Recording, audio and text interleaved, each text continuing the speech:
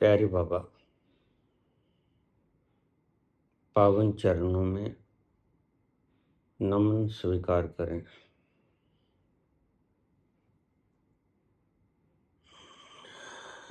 बाबा, ये आकाशवाणी क्या होती है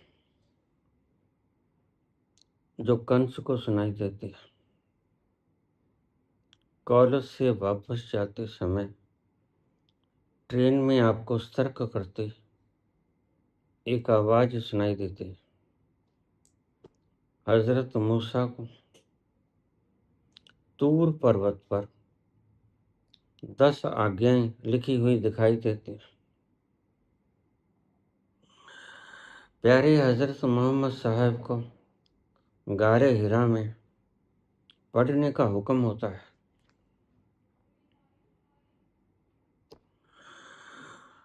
मेबल कॉलेज पर लाइट ऑन द पाथ के साधना सूत्र उतरते हैं। आवाज सुनाई देना, लिखा हुआ दिखाई देना और पढ़ने का हुक्म, इन घटनाओं की अलग अलग रहस्यात्मक विवेचना करने की कृपा करें। आपका शिष्य स्वामी प्रेम आकाश, भोपाल से।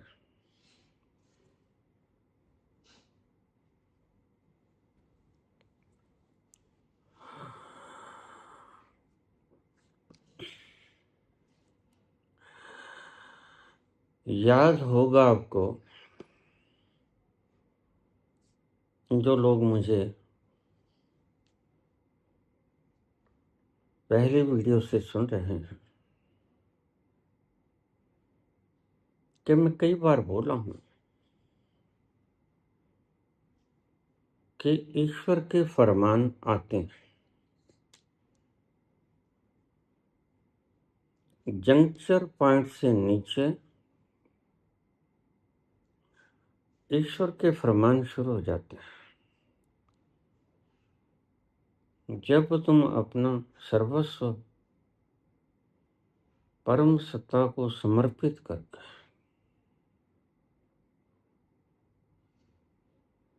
उसी के आश्रय में बैठ जाते हो, वह तुम्हारे जीवन की नैया को चलाता है। वो फरमान तब आते हैं अगर तुम कहो कि हमें फरमान क्यों नहीं आता, तो सीधा सा जवाब है, पूर्ण समर्पण के बाद ही फरमान आता है।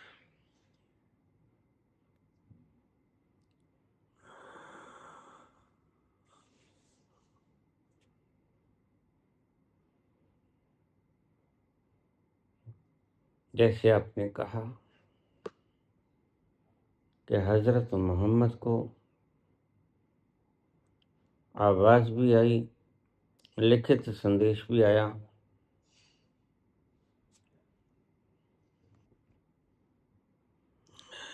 मेबल कॉलेज पर लाइट ऑन द पाथ के साधना सूत्र उतरते हैं।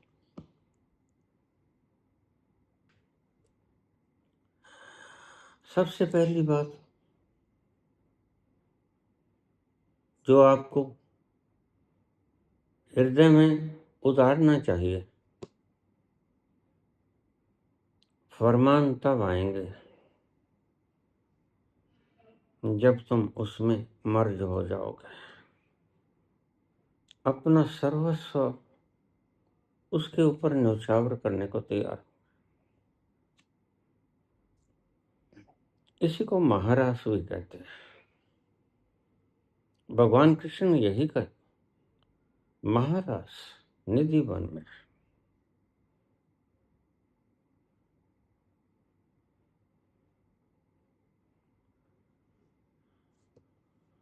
जब तुम अपने भीतर उतरोगे,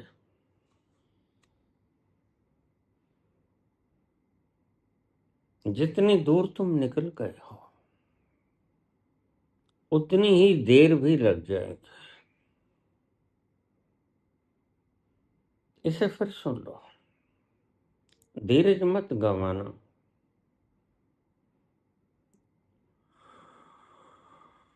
और किसी मूर्ख की कही हुई बातों में उलझना मत। क्या कह गया मार्कस नीचे चारवाक या आज के आचार्य और सदगुरु, इन बातों की तरफ ध्यान न देना। ये व्यापारी लोग हैं। पहली बात जो तुम्हें समझनी चाहिए, उसका फरमान आएगा जब तुम्हारी तैयारी होगी उसके फरमान ग्रहण करने का। वह बोलता है, वह तुम्हें दिशा निर्देश देता है, लेकिन तुम दिशा निर्देश मानने को तैयार नहीं होते।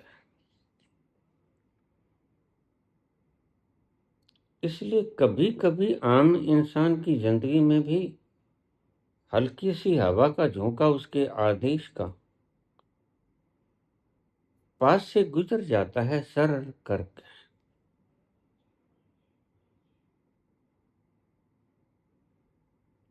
और तुम हतप्रभ रह जाते हो कि यह कहां से आवाज है। इस सारी सृजना में आवाज किसी और की हो ही नहीं सकती, क्योंकि सृजना के कण कण में वही है। और वही है तो दूसरा आवाज कैसे देगा।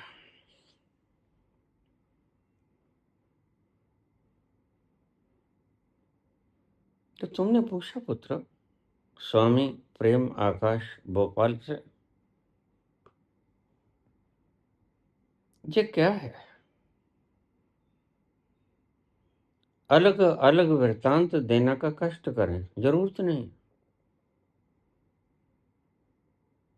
बस एक लिपि समझाने की जरूरत होती है, वाक्य तो बन जाएंगे बात।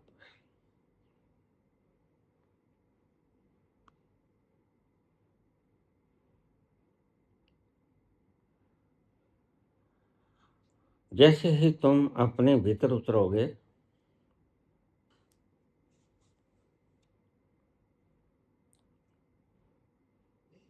तुम आधा रास्ता करीब करीब तय कर लोगे। आधे रास्ते के बाद तुम्हें हल्की हल्की स्फुरना आनी शुरू हो जाएगी। बाबा नानक जपजी के अंदर एक शब्द कहते हैं बड़ा प्यारा, जिस ए लिखे तिस सरना, जिव फुरमाए तिब तिब। जंक्शन पॉइंट के ईब करीब तुम्हें वह आदेश सुनाई पड़ने शुरू हो जाएगा। यह आवाज़ खुदा है, परमात्मा बोलता है। और वह इतना चेतन है कि इस सृजना के अंश अंश को वह दिशा देता है। तुम उसकी सूक्ष्मता को शायद कभी भी नहीं पहचान पाओगे। वह इतना सूक्ष्म खिलाड़ी है कि तुम्हें वह कितना सूक्ष्म है इसका कभी अंदाज भी नहीं रख सकेगा। वह एक ही बार में तुमने अभी अभी अभी कुछ साल पहले खोज के कि जो फोटॉन है, इलेक्ट्रॉन है, वह कभी तो वेव्स की तरह और कभी पार्टिकल की तरह व्यवहार करता है। लेकिन तुम अपनी खोज पर हंसे भी होगे, क्योंकि साइंस इतनी सर्टन है।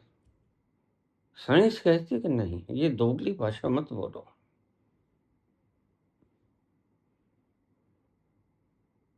और देखिए, दोगली भाषा मत बोलो कहने वाले को स्वयं ही दोगली भाषा का इस्तेमाल करना पड़ रहा है।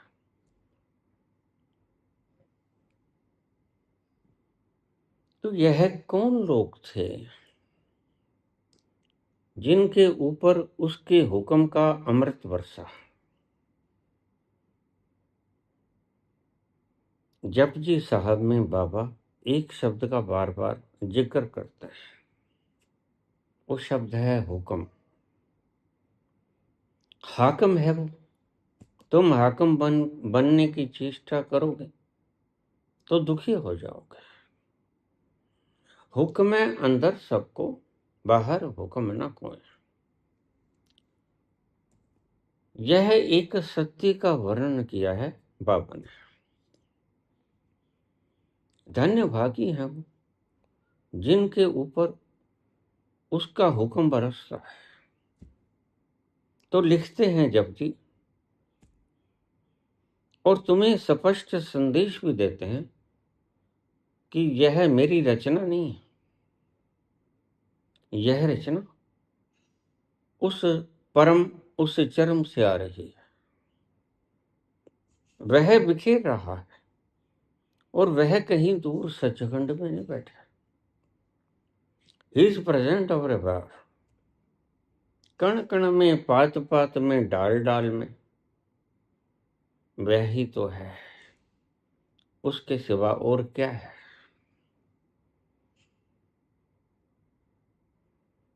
उसके सिवा यहां कुछ भी नहीं।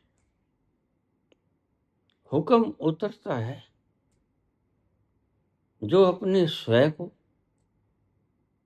अपने अहम को, झूठे निर्मित अहंकार को उस विराट के चरणों में समर्पित कर देता है।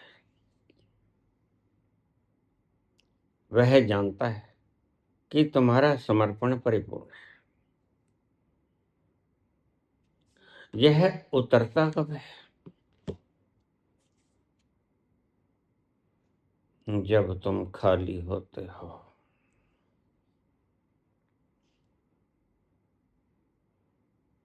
कंस ने बड़े शौक से देवकी का विवाह किया वसुदेव के साथ, और इस विवाह का बहुत बोझ था कंस के। जब तक तुम्हारे दिमाग पर कर्ज और फर्ज का बोझ होता है, तब तक उसकी आज्ञा तुम ग्रहण नहीं करते। वह बोलता तो है। तो देवकी का विवाह करने का सारा दायित्व कंस का था। और तुम्हें जानकर बड़ी हैरानी हो गई, कंस को अपने जीवन में बहन देवकी से जितना प्रेम था, सारे संसार में से ऐसा कोई प्राणी नहीं था जिससे वह प्रेम करे। बहन देवकी को इतना चाहता था वो कि उसकी हर इच्छा के ऊपर मर मिटने को तैयार होता था। भाई बहन का ऐसा शुद्ध अखंड प्यार इसलिए बहुत भारी बोझ था। देवकी की शादी का बहुत भारी बोझ था। पहले तो दूल्हा बड़े शौक से तलाशा वसुदेव, और जब उसे अपनी पसंद का दिमाग में जच गई बात कि यह वर ठीक रहेगा, यह व्यक्ति बड़ा शिष्ट है, बड़ा सुधरा हुआ, साफ स्पष्ट, कोई मैल नहीं, निर्मल व्यक्ति है, यह मेरी बहन को सुखी रख सकेगा।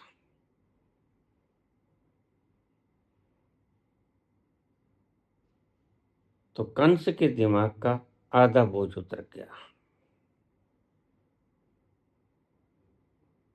क्योंकि उसके दिमाग पर फर्ज का एक बोझ रखा हुआ था। एक कर्ज की तरह देखता था इसे वो। तो वसुदेव के साथ शादी निश्चित हुई। अब यहां ध्यान से समझना,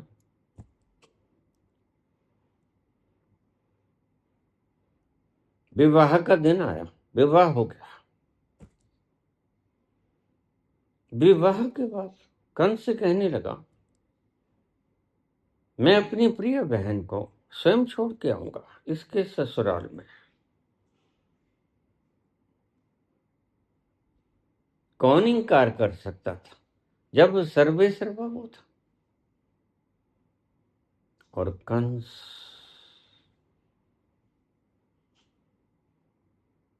जैसे बुरे काम उसने बाद में किए, ऐसा वो था नहीं।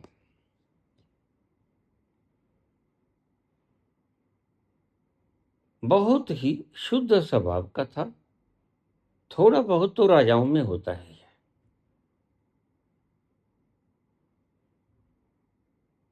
तो जब उसने घोड़ों की लगाम पकड़ी और घोड़ों की लगाम को इशारा दिया, घोड़े चल पड़े।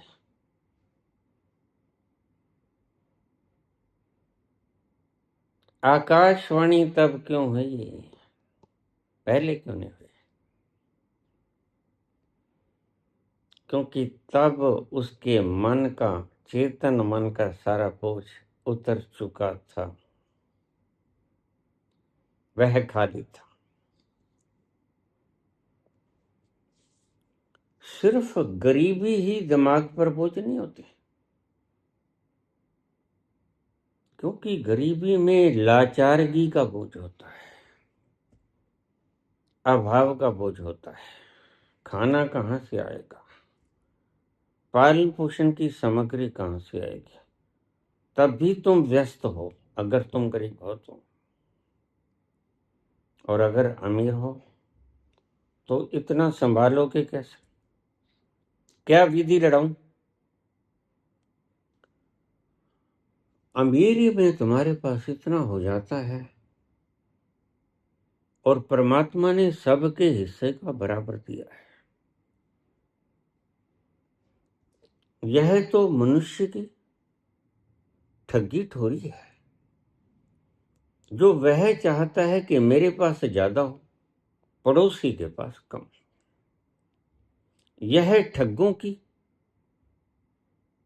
समझ है और ठगों की आदत है।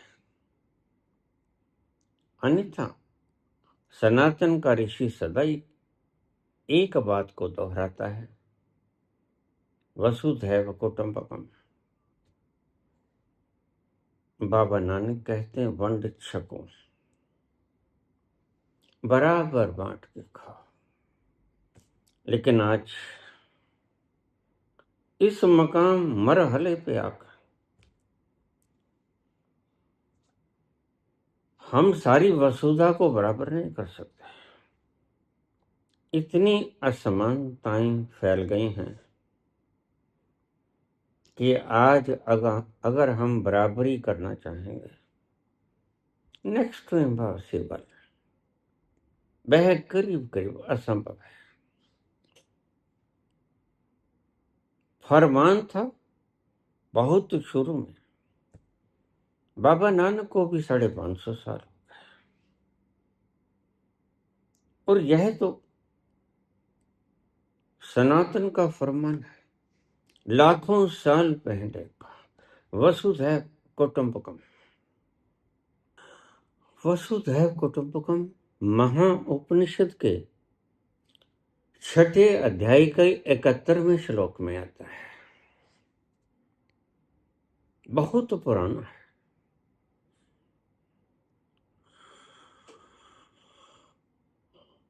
अयम निजः परो नेति गणना लघु चेतसाम उदार चरिताणाम तो वसुधैव कुटुंबकम।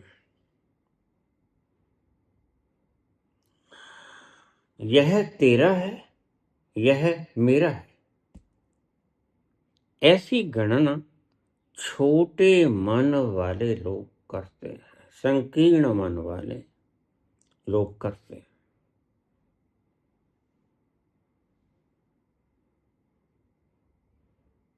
जिसकी बुद्धि संकीर्ण बुद्धि, शूद्र बुद्धि, इन्हीं लोगों को शूद्र कहा गया है, ना कि किसी जाति विशेष को। जिसके विचार छोटे हैं उसको शूद्र कहा गया। यह अपना है, यह पराया है, ऐसी गणना छोटे मन वाले लोग करते हैं। उदार चरित्र वाले लोगों के लिए तो पूरी पृथ्वी ही बर्बाद है।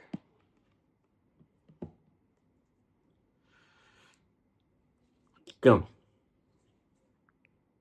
क्योंकि परमात्मा ने सारे पदार्थ, सभी सुख सुविधाएं के साधन प्रत्येक प्राणी के लिए बराबर बनाए। पेड़ इतने दुखी नहीं, यह हंस या कोयल इतने दुखी नहीं है जितना मनुष्य दुखी है। और मात्र कारण यह है कि हंस ने, कोयल ने कभी यह नहीं माना कि यह मेरा है, यह तेरा है। किसी भूखे पशु को, प्यासे पशु को आप भोजन पानी रख दो, तुम रोज देखते हो वह उतना ही खाएगा, उतना ही पानी पिएगा जितनी उसको जरूरत है। उसके बाद वो छोड़ के चला जाएगा। संग पोटली बांध के नहीं ले जाएगा।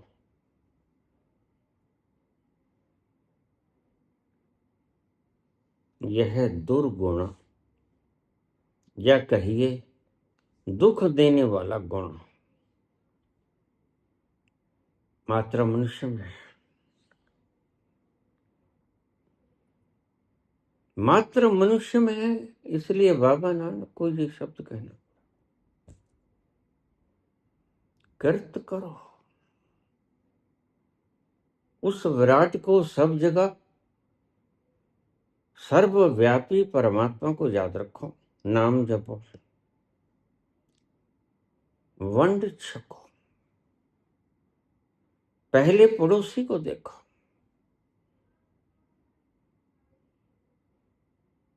अगर पड़ोसी भूखा है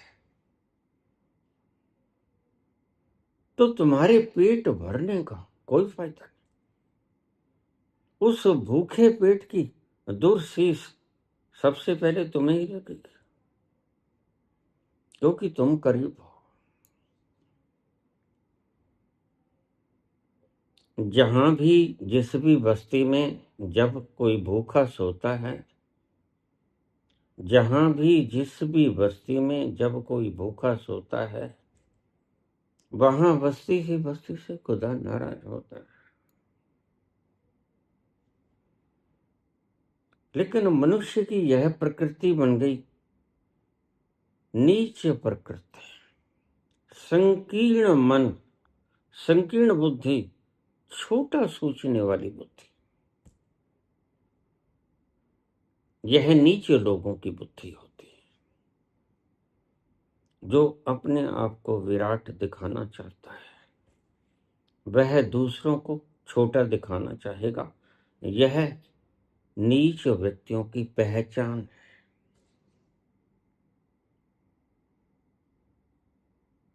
तुम अमीर होना चाहते हो, शायद तुमने न्यूरोसाइंस पढ़ा नहीं।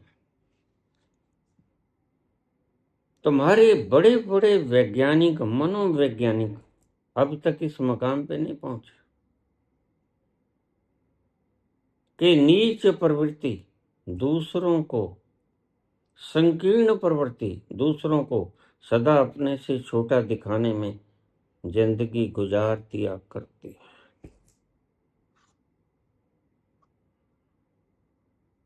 संकीर्ण प्रवृत्ति के लोग कभी नहीं चाहते उसका अपना ही सगा छोटा भाई या बड़ा भाई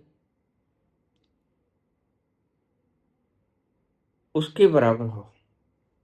वह सदा चाहेगा अपने भाई तक को, वह चाहेगा मेरे से ऊंचा ना हो जाए,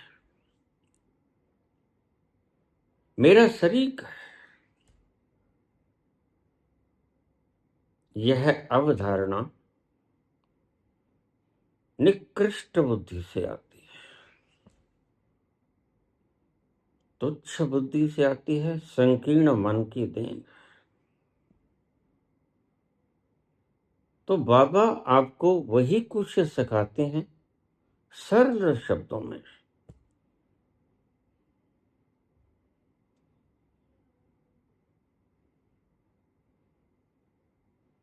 जो ऋषियों ने तुम्हें थोड़े से मुश्किल शब्दों में समझाया, वसुधैव कुटुंबकम। बाबा ने कहा कृत करो, नाम जपो, वंड छको।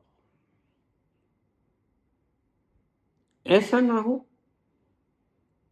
कि तुम्हारे दरवाजे के आगे कोई भूखा, भूख के कारण प्राण त्यागता है। सर्द रातों में, ठंडी हवा में कोई व्यक्ति तुम्हारे दरवाजे के आगे नमूनिया से दम तोड़ते हैं और तुम्हारे घर में 85 रजाई पड़े, तुम उसको एक रजाई नहीं दे सकते, तुम उसके शरीर को ढांप नहीं सकते। यह है संकीर्ण मन की निशानी।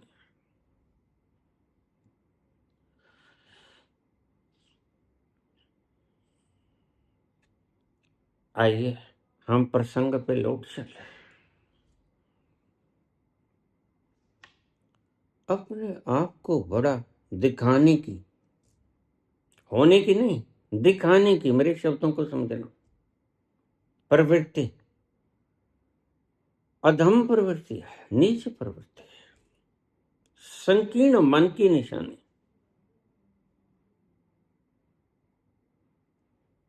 जब तुम कहते हो कि मैं तो महंगा कवि हूं, तुम्हारे अल्फाज से तुम्हारी आत्मा भीतर तक बोल पड़ती है और भीतर तक खंगालने वाला खंगाल लेता है कि तुम महा नीचा इंसान हो। अन्यथा यह कंपैरिजन कौन? एक नूर से सब जग उपजा, कौन भले कौन मंद है। नीच प्रवृत्ति अपने आप को भगवान से भी ऊंचा दिखाने की चेष्टा में संलग्न है। ये बात दूसरी है कि भगवान का वह मुकाबला क्या उसके जर्रे का भी मुकाबला नहीं कर सकता।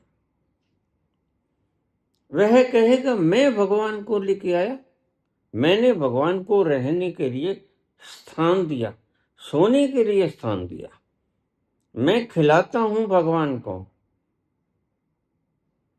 यह वृहद अहंकार की निशानी है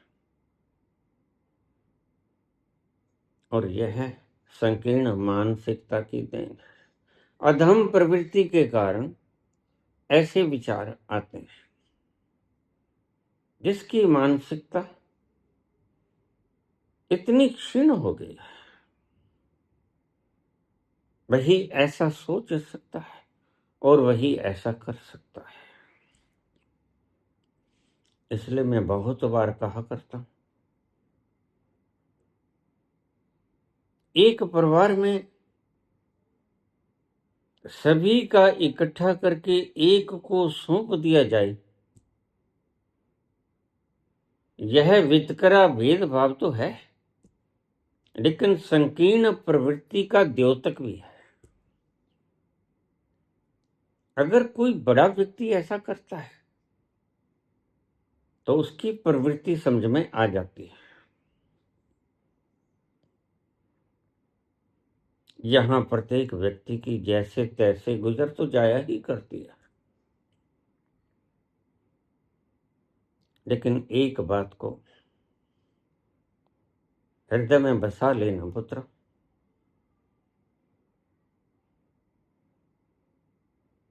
अगर तुम खाना खा रहे हो, तुम्हारे पास 4 रोटी और किसी वाकई ही भूखे व्यक्ति ने तुमसे मांग लिया, तुम उसको आधी रोटी दे देना, दो, और अगर ज्यादा भूखा है तो सारी दे देना, तुम्हें कहीं और से मिल जाएगी। तुम अपना फिक्र मत करना, क्योंकि जो दूसरों का फिक्र करता है उसका फिक्र परमात्मा करता है।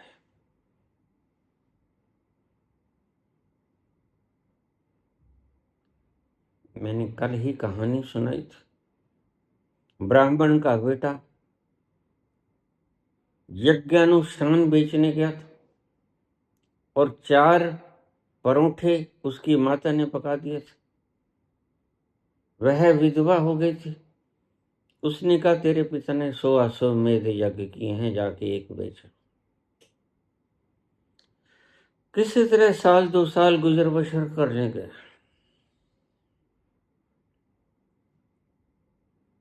रास्ते में उसे एक ताजा ब्याही सोई कुत्ती मिल गई। उसने चारों के चारे फुलके उसे खिला दिए और यज्ञ के खरीदार ने कहा, जो आज किया तूने किया वह दे दे, रकम तेरे मुंह मांगी। यदा कदा तुमसे भी ऐसे पुण्य हो जाते हैं जिसका तुम्हें इल्म नहीं होता, और यदा कदा तुमसे ऐसा पाप भी हो जाता है जिसका तुम्हें पता नहीं होता। पता तब चलता है जब उसका परिणाम सामने आता है, वरना 99.99% लोग इतने मूर्छित हैं कि वह इतना भी नहीं जानते कि मैंने जो किया वो पुण्य किया या पाप किया। उदार चरित्र वाले के लिए तो पूरी पृथ्वी ही परिवार है। इस वीडियो को आपको अनेकों बार सुनना पड़ेगा।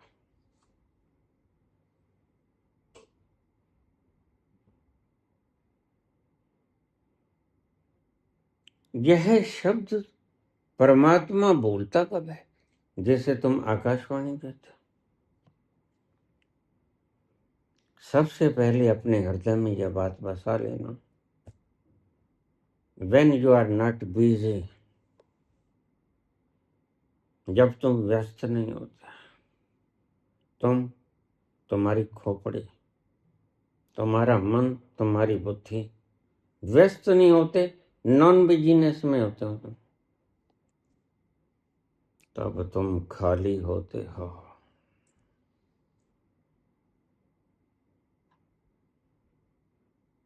ये रहस्य मैंने बाद में जाना। पिछले जन्म में जब मेरी हत्या करते गए तो मेरे कॉन्शियसनेस लेवल 60-70% था, और जो इतना लेवल कॉन्शियसनेस का लेकर जाता है आगे, वह अपनी मन मर्जी से गर्भ चुन सकता है। और आप सोच में पड़ जाओगे कि मैंने ऐसा घर क्यों चुना। कारण था, ऐसा घर इसलिए चुना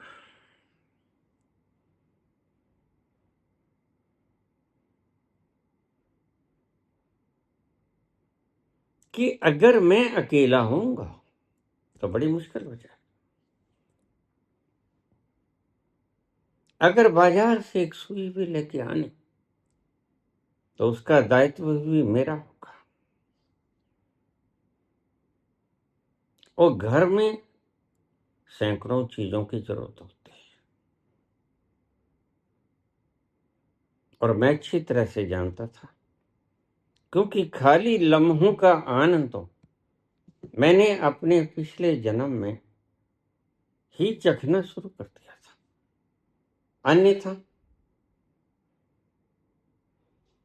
प्राइम मिनिस्टर की कुर्सी सामने हो और तुम पढ़े लिखे बैरिस्टर हो from the imperial university of London, और तुम्हारा योगदान लोग मानते हो, और तुम अगर गद्दी पर बैठ जाओ तो कोई ऐतराज नहीं करेगा, वरना देश और दुनिया खुश होगी। लेकिन उसके बावजूद भी तुम कुर्सी पे नहीं बैठते, इसका कारण क्या है? अब एक बहुत महत्वपूर्ण बात मैं तुमसे कह रहा हूं, कभी चौकीदार मत बन जाना।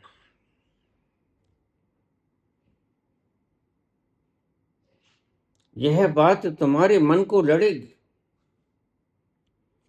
तुम कहोगे हम पड़ोसियों से मुकाबलेबाजी में पीछे हो जाएंगे। संत मन कभी ऐसी बातें नहीं सोचते। कौन पीछे, कौन आगे, किससे मुकाबला? अंत में जाके पता चलता यहां दूसरा कोई नहीं, किससे मुकाबला करोगे? यह भेद बुद्धियों के परिणाम।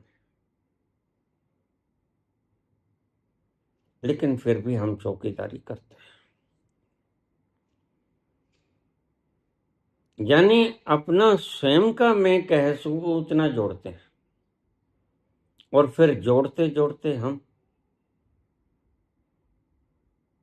संस्कारित हो जाते हैं जोड़ने के। फिर हम बेहोश होने लगते हैं, मूर्छा हमारे दिमाग को ढक लेती है और हम जोड़ते ही चले जाते हैं इस मूर्छावस्था। फिर तो एक बार जनरेटर शुरू हो गया, वह बंद नहीं होता, फिर तुम्हें कोई रोक नहीं सकेगा। फिर तुम जोड़ते ही चले जाओगे बिना सोचे कि मैं इतना करूंगा क्या। तुम अपने बच्चों तक को अपाहिज मान लेते हो कि बच्चों के लिए, क्या तुम किसी के बच्चे नहीं? पूत कपूत तो क्यों धन संचय, पूत सपूत तो क्यों धन संचय, यह है कबीर के उल्टवासी। ये समझ नहीं आएगी तुम्हें, इसलिए तुम सुखी नहीं हो पाओगे। जिसको कबीर की उल्टवासी समझा के वह सुखी हो गया। कबीर कहता जब आखिर में छोड़ के ही जाना है तो फिर चौकीदार क्यों बनते हो, फिर मालिक ही क्यों नहीं बन जाते? आज तुम अपनी वासनाओं के गुलाम, आज तुम तुम्हारी विषयों के गुलाम, सूचनाओं के गुलाम, अपेक्षाओं के गुलाम, इच्छाओं के गुलाम हो, भावनाओं के गुलाम हो, विचारों के गुलाम हो, सपनों के गुलाम। कहां कहां के तुम गुलाम नहीं, तुम आजाद किधर से हो गए? इस गुलामी की जकड़न तुम्हारी गर्दन को इतना दबा लेती है कि सांस लेना मुश्किल हो जाता है। उस क्षण में तुम्हारे अंत से आवाज आती है कि मुझे मुक्ति चाहिए, आई वांट लिबरेशन। उस क्षण में जब तुम्हारा गला इतना घोंट दिया जाता है इन वासनाओं, इन इच्छाओं,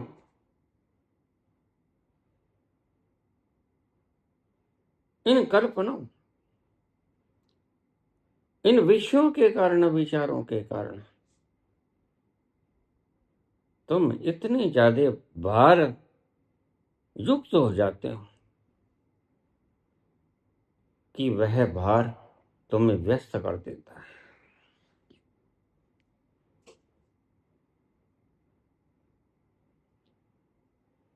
कंस को देवकी बड़ी प्यारी लगती थी, बहन भाई का इतना प्यार था कि उसके दिमाग पर सदा देवकी की शादी का भूत सवार रहता कि किसी तरह इसकी शादी कर, फिर आराम करूंगा। राजा को भी आराम नहीं होता। राजा भी कोई ना कोई बोझ दिमाग के ऊपर रखे रखता है। अभी तो हिंदू राष्ट्र बनाना है, जिन्होंने मुस्लिम राष्ट्र बना लिया वो सुखी हो गए क्या? इस मसले में ईसाई बड़े समझदार थे। ईसाइयों के पास 2/3 धरती का टुकड़ा होने के बावजूद उन्हें कोई नहीं रोक सकता था अगर वह अपने अधिकृत क्षेत्र को ईसाई राष्ट्र घोषित कर देते, लेकिन उन्होंने किया ना। ऐसा नहीं कि उनके दिमाग में नहीं आया, नहीं, उनका मुकद्दर अच्छा था। वो भारहीनता की अवस्था में जीना चाहते थे और अंग्रेज कौम आज भारहीनता के, स्वतंत्रता के माहौल में जी रही है। जितना कमाती है 5 दिन 2 दिन में उड़ा देती है। तुम जोड़ने के चक्कर में उलझे रहते हो। वो जितना कमाते हैं उतना 2 दिन में खर्च कर देते हैं। कल जब आएगी तो कल देखेंगे। आज तो मौज ले लें। आज मौज लेने का वक्त है, साधन भी हैं। तुम कहां भोग पाते हो? तुम तो सिर्फ दूसरों को भोगने के लिए इकट्ठा करते हो। स्वयं तुम भोगते नहीं, और फिर अगर भोगते हो तो इतना भोगते हो कि अपनी पुश्तों के लिए कुछ बाकी नहीं छोड़ते, उनको खाकी करके जाते। इतना कर्ज उनके सिर पे कर जाते हो कि जीवन भर हिंदुस्तान ये कर्ज चुका नहीं सके। इतनी अय्याशी करते हो तुम। जब करते हो तो यह लापरवाहियों की निशानी है।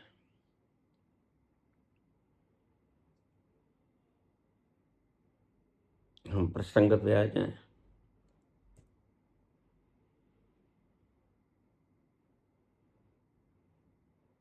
परमात्मा का आदेश कब उतरता है? बाबा खाली मन, और उस वक्त कंस खाली मन था। बस जो एक बोझ था कर्ज का, फर्ज का, जो उसके दिमाग को चिंता दिन रात खाई चली जाती थी, वो आज पूरा हो गया और डोरी को छोड़ नहीं चला। बस यह मुक्ति का क्षण है। तो इस शब्द को गहरे उतार लेना।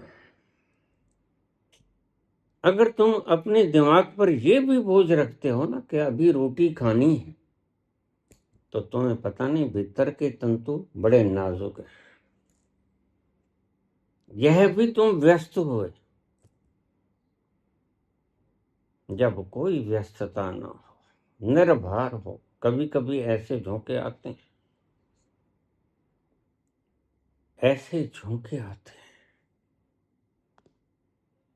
जब तुम बाथरूम में होते हो तुम्हें कुछ नहीं करना होता। कोई बाजार से सब्जी नहीं लेके आनी, कोई घर का बाहर का काम नहीं करना, कोई अपना कर्तव्य निर्वहन नहीं करना, मात्र नहाना है। वह पल आजादी का क्षण है। तुम याद करो, उस पल में बेसुरा भी गाता है। वो गायन उसके हृदय से प्रस्फुटित हुआ है। वो गायन बाकमाल है। वो आवाजाए खुदा है।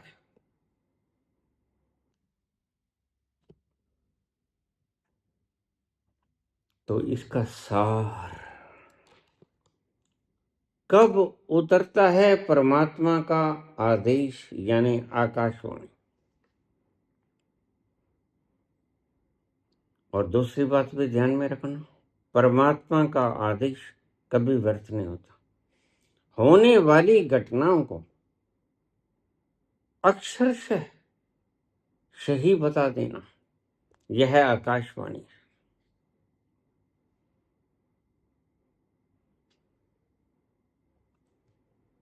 जो कंस को सुनाई पड़ती है, जो आपको कॉलेज से वापस आते वक्त ट्रेन में सुनाई पड़ती है, हाँ मुझे सुनाई पड़े, विजय पांव ऊपर कर लो, कट जाएंगे।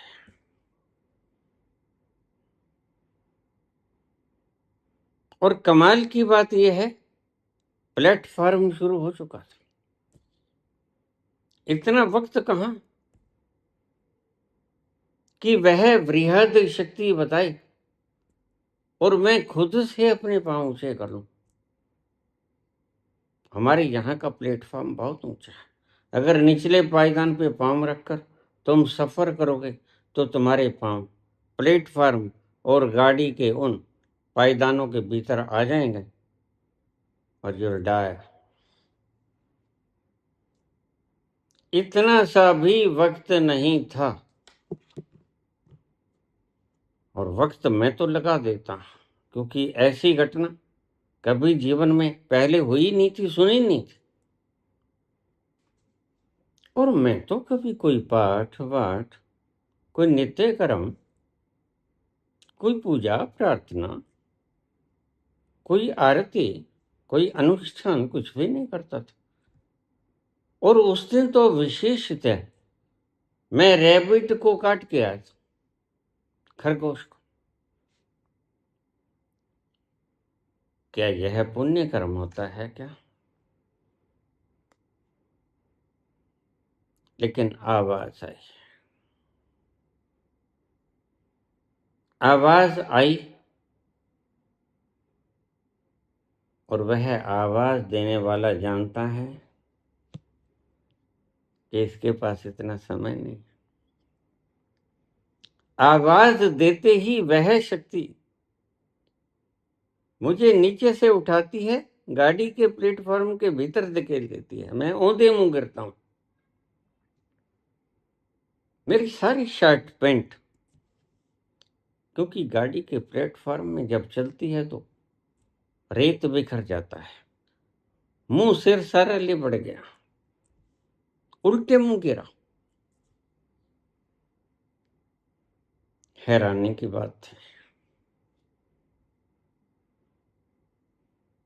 क्या बताऊं, किससे बताऊं, किंग कर्तव्य विमूढ़। बुद्धि चारों खाने चित्त कौन था ये क्या हुआ? और मुझे पता भी नहीं था। लिख के लगा लेना चाहिए यहाँ कि यहाँ का प्लेटफॉर्म बहुत ऊंचा है, कोई निचले पायदान पे सफर न करे। लेकिन नहीं लगाया, किसी के दिमाग में नहीं आया। मुझे भी नहीं पता था स्वभावतः। लेकिन मेरा सांस दूसरे सांस से मिल नहीं रहा था, इतना घबराया हुआ था, मुझे कुछ सूझ नहीं रहा था।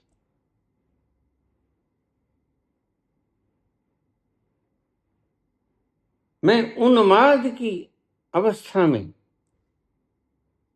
पागलों की तरह इधर उधर झांक रहा था। यह हुआ तो क्या हुआ? कौन था वह आवाज देने वाला?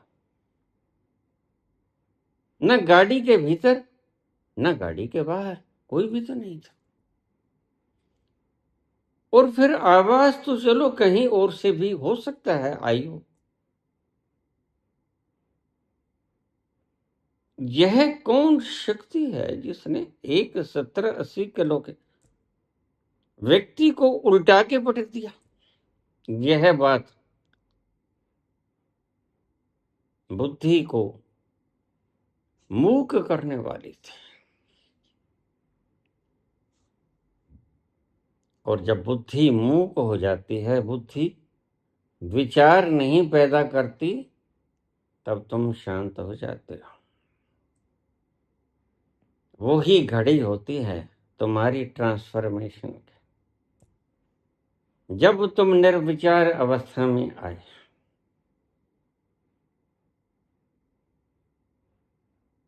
तो विचारों के बादल छंटते ही आसमान का सूरज दिखाई पड़ना शुरू हो जाता है। यही वो वेला थी जो मेरे हालात थे, क्योंकि मेरा शहर था। वहां से एक व्यक्ति मुझे जानता था, और ऐसी घबराई हुई अवस्था में सारी मिट्टी शरीर पर, पैंट शर्ट पर, बालों पर, मुंह पर। वह जाना चाहता था बठिंडा, उसने कैंसिल कर दिया। उसने मेरे हालात देखे, नॉट नॉर्मल। उसने मुझे सहारा दिया, सामने बेंच के ऊपर लिटाया, भाग के पानी लेके आया, पानी पिलाया, और मैं कांप रहा था।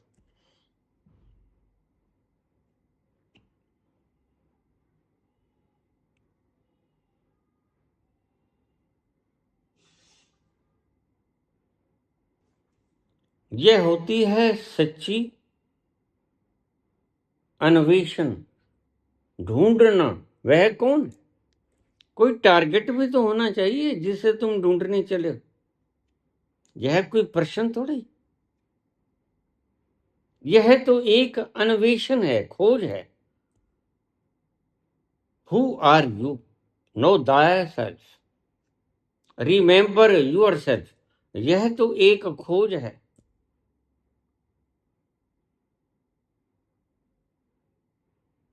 उस दिन के बाद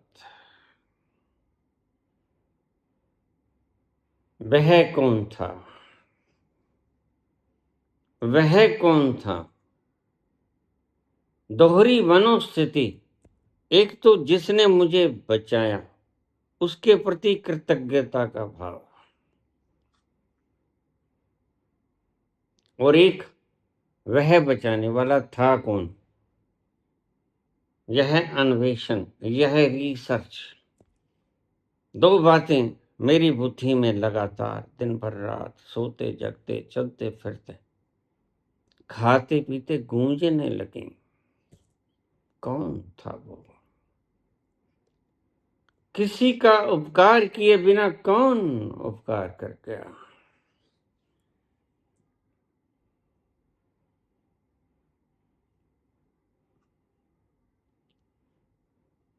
बात की अवस्था में मैंने बाबा से पूछा, मेरे कौन से जन्म के यह फल जो आपने दिए है? बाबा ने बताया, तुम पिछले जन्म में महात्मा गांधी थे। तुमने लोगों की जंजीरों को काटा, और लोग चाहे तुम्हारे मुंह के ऊपर थूकें, लेकिन परमात्मा व्यक्ति के कर्मों का हिसाब बराबर रखता। चंगियाइयां बुराइयां वाच्य धर्म हदूर, कर्मी आपो अपनी के नड़े के दूर। जिन्हें नाम ते आया गए मसक्कत काल, नानक ते मुख उजले केती छुट्टी नाल। उसे तो पता है किसने क्या किया था। लोग क्या मानते हैं इसका कोई अर्थ भी नहीं रह जाता, क्योंकि प्रत्येक खोपड़ी अलग है और प्रत्येक के विचार अलग हैं। कोई माने या ना माने, इससे तुमने क्या लेना है? तुम तो जानते हो ऐसा घटा, बस दैट इज सफिशिएंट। कौन क्या कहता है? मुझे एनलाइटनमेंट हुआ, और बहुत से संत आज कहते फिर रहे हैं नकली संत। एनलाइटनमेंट होता है मार्कस कहते हैं परमात्मा होता नहीं। खोजा तुमने? नहीं खोजा तुमने। कर्मों का लेन देन सिद्धांत नहीं होता। भस्मीभूतस्य देहस्य पुनरागमनम कुतः यदा जीवेत सुखी जीवेत ऋणम कृत्वा घृतम पीवेत। लेने देने का कोई नियम नहीं है इस सृष्टि में। कर्ज उठा लो घी पी लो। चारवाक को पता है? नहीं पता। ऐसे मूढ़ लोग अपने गंदले विचार धरती पर छोड़ जाते हैं और वह विचार सदियों सदियों तक तुम्हारे दिमाग खराब करते रहते हैं। आज कितने लोग तथा कथित महान पुरुष, उनके विचार इस सृष्टि में गूंज रहे हैं और तुम्हारा दिमाग भ्रमित है, क्योंकि एक दूसरे के विचार अपोजिट हैं, विरोधी विचार। लाओज़ू कहते हैं कि परमात्मा करता है जो कुछ करता है और परमात्मा भले के लिए करता है। और तुम्हारे आजकल की नस्ल कहती है करके दिखाएंगे, तो विरोधी विचार हो गए। You are challenging the God. फिर कौन ठीक? यह तो तुम्हें अपने अनुभव से ही जानना होगा। इसलिए मैं तुमसे कहता हूं, और कोई भी सच्चा संत तुम्हें यही कहेगा, जब तक न देखूं अपनी नैनी तब तक न मानूं गुरु की कहनी। अपने नैन से देखूंगा तो मानना पड़ेगा। फिर मानने का सवाल नहीं, विश्वास करने का सवाल नहीं। जिसे तुम देख लेते हो उसके ऊपर विश्वास नहीं होता। दर्शन हमेशा श्रद्धा पैदा करता है। तुम एक मोतिया के खिले हुए फूल को देखते हो, क्या विश्वास करते हो कि फूल है? क्या विश्वास करते हो कि इसके भीतर से अपूर्व सुगंध आ रही है और यह फूल अपूर्व सौंदर्य से भरा हुआ है? क्या विश्वास करना पड़ता है? नहीं, तुमने उसे देख लिया है, उसकी महक को तुमने नासापुटों में उंडेल दिया है।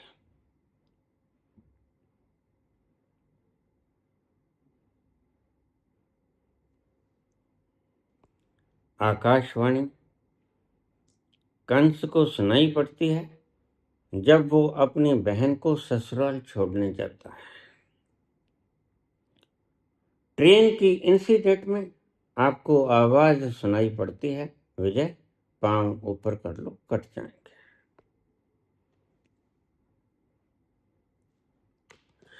हजरत मूसा को तूर पर्वत पर 10 आज्ञाएं लिखी हुई दिखती। हजरत मोहम्मद साहब को गारे हीरा में पढ़ने का हुक्म होता है।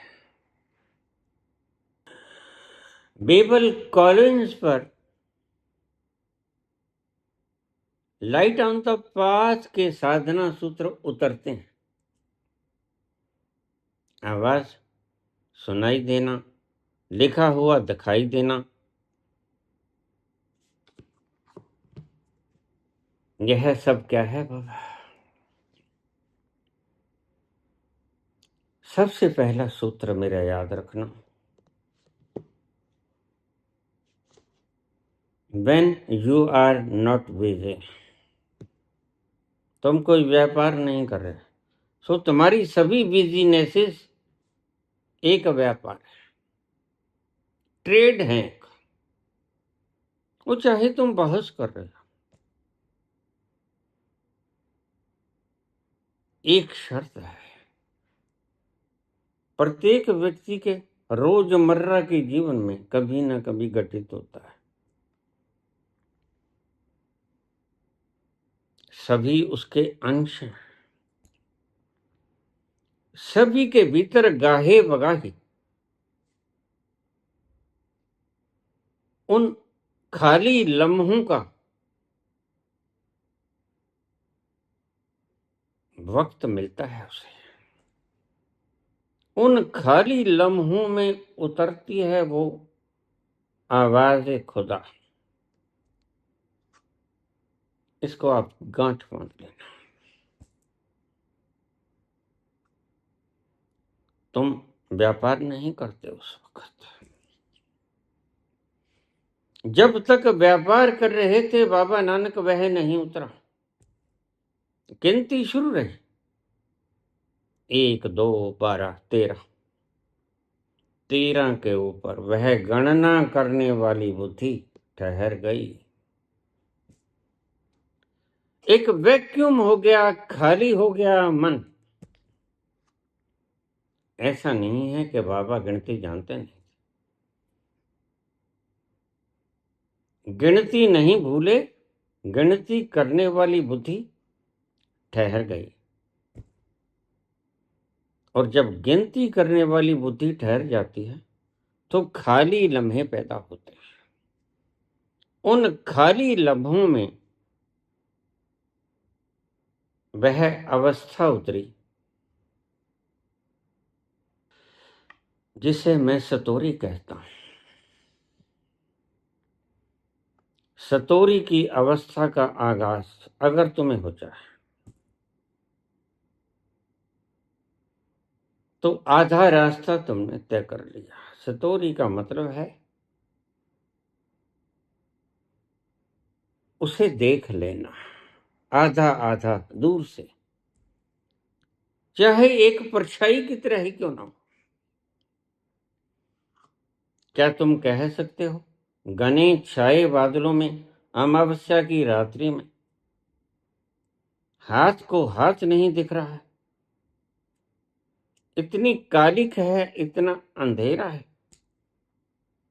और फिर अचानक क्षण भर के लिए बिजली कड़कती है और उस कड़कती हुई बिजली में तुम दूर तक सड़क देख लेते हो कि रास्ता है। बस ऐसा ही सतोरी की अवस्था में तुम्हें झलक मिलती है, और वह झलक इतनी पायदार होती है कि तुम उसको इग्नोर नहीं कर सकता। मरते मर जाओगे, उस अवस्था को नहीं भूल पाओगे। यहीं से शुरू हो अगर तुम्हारी यात्रा तो शुभ है, और तुम अपना टारगेट अचीव कर लोगे। क्योंकि बुनियाद टारगेट को अचीव करने का श्रद्धा विश्वास रूपिणो याभ्याम बिना न पश्यंत।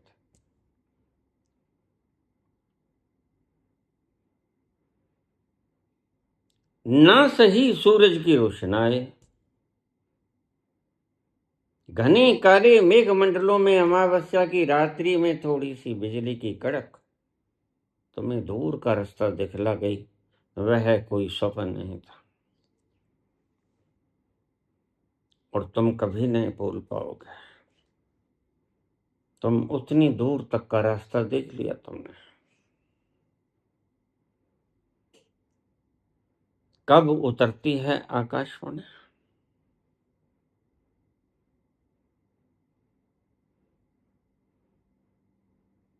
जब तुम व्यस्त नहीं होते, अव्यस्त क्षणों में होते हैं।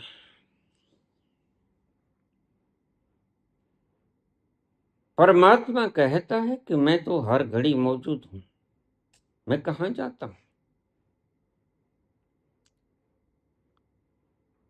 मैं तुम्हारे भीतर, तुम्हारे बाहर, तुम्हारे जर्रे जर्रे में मौजूद हूं। फिर भी तुम्हें दिखाई क्यों नहीं पड़ता? Because you are busy. गलती तुम्हारी है।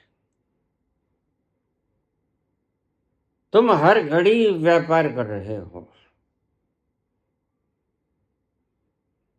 Every time you are busy. एक क्षण भी तुम्हारे पास नॉन बिजीनेस का नहीं। और जो मैं तुम्हें सिखाता हूं, नथिंग टू डू, वह उसी एक खाली लम्हे को पैदा करने का सूत्र है कि किसी तरह एक पल के लिए तुम्हें वह खाली लम्हा नसीब हो जाए। उसी खाली लम्हे में कड़के की बिजली और तुम्हें दूर तक का रास्ता नजर आ जाएगा। और एक बार तुम्हें दूर तक का रास्ता नजर आ गया तो श्रद्धा विश्वास रूपिणो याभ्याम बिना न पश्यन्ति, फिर श्रद्धा का धागा तुम्हें उस ऊंचाई पर जाने से फिर कोई नहीं रोक सकता। श्रद्धा का धागा तुम्हें पहुंचा ही देगा। चाहे हजरत मोहम्मद को, चाहे कॉलिंस को, चाहे मुझे या किसी और को, जब भी कभी ये रास्ता दिखा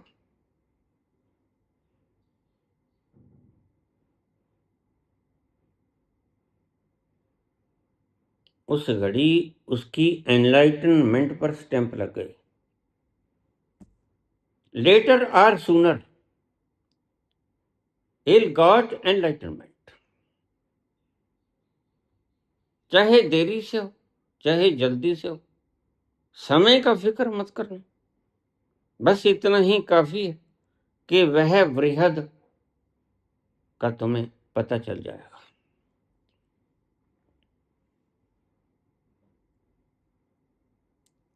मेरे न कुछ करने की यह जो तुम्हें मैं बताता हूं, नथिंग टू डू, क्यों रोकता हूं मैं तो? क्योंकि तुम व्यस्त ना हो जाओगे। तुम चिपकाहटों में व्यस्त हो। वो चिपकाहटें धन की हों, पुत्र की हों, पत्नी की हों, प्रेमिका की हों, प्रेमी की हों, छवियों की हों, कुर्सियों की हों, मान सम्मान की हों, लेकिन तुम उससे चिपटे हुए हो। चिपटे हुए का मतलब, क्लिंगिंगनेस का मतलब व्यस्तता होती है। क्लिंगिंगनेस मीन्स यू आर बिजी। तुम दीवार के साथ बिजी हो, चिपके हुए हो। इसलिए मैं तुम्हारी सभी मान्यताओं को देर अबेर खत्म कर देना चाहता हूं। अगर किसी व्यक्ति को सौभाग्यवश अनाहत अनादि शुरू हो गया है तो उसको बड़ी आसानी हो जाएगी। यह पायल के घुंघरू जैसी आवाज, तुम इसके एक छोर को पकड़ लेना। यह बिल्कुल वहीं से आ रहा है जहां पर तुम्हारी मंजिल है।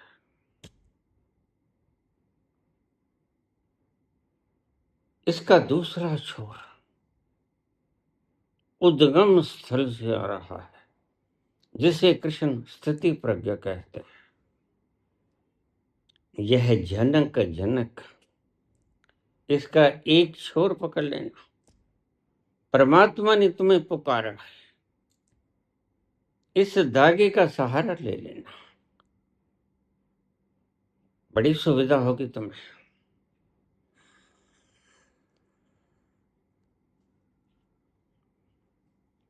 रंग महल और रैन सुहानी, छम छम नाचे मस्त जवानी। रंग महल और रैन सुहानी, छम छम नाचे मस्त जवानी। मैं लहरों में खोता जाऊं, मैं लहरों में खोता जाऊं। ऐसी धूम मचाए पायलिया, छनक छनक तोरी बाजे पायलिया। उसकी पायल बज रही है, उसकी झिंगुर की आवाज तुम्हें बड़ा सहारा देगी। यह बिल्कुल वैसे ही जैसे अमावस्या की काली रात काले मेघों के भीतर वह बिजली कड़क गई थी, वैसे ही यह अनहद तुम्हें रास्ता दिखाएगा और तुम होश को खोते जाओगे, मदहोश होते जाओगे। ये कजरारी चंचल अखियां, ये कजरारी चंचल अखियां, ओठ गुलाबी फूल की पतियां, लट बिखरे तो गाल पे ठहरे, लट बिखरे तो गाल पे ठहरे, होश जिया के उड़ाए पायलिया। छनक छनक तोरी बाजे पायलिया, छनक छनक तोरी बाजे पायलिया। प्रीत के गीत सुनाए पायलिया, छनक छनक तोरी बाजे। इस छनक छनक बजती हुई पायल या की घुंघरू की आवाज का सहारा ताक लेना। धीरे धीरे अपने अंतस में उतरना शुरू कर देना। बिला शक एक दिन तुम वहां पहुंच जाओगे जहां से इस छनक छनक पायलिया की झंकार का उद्गम स्रोत शुरू होता है।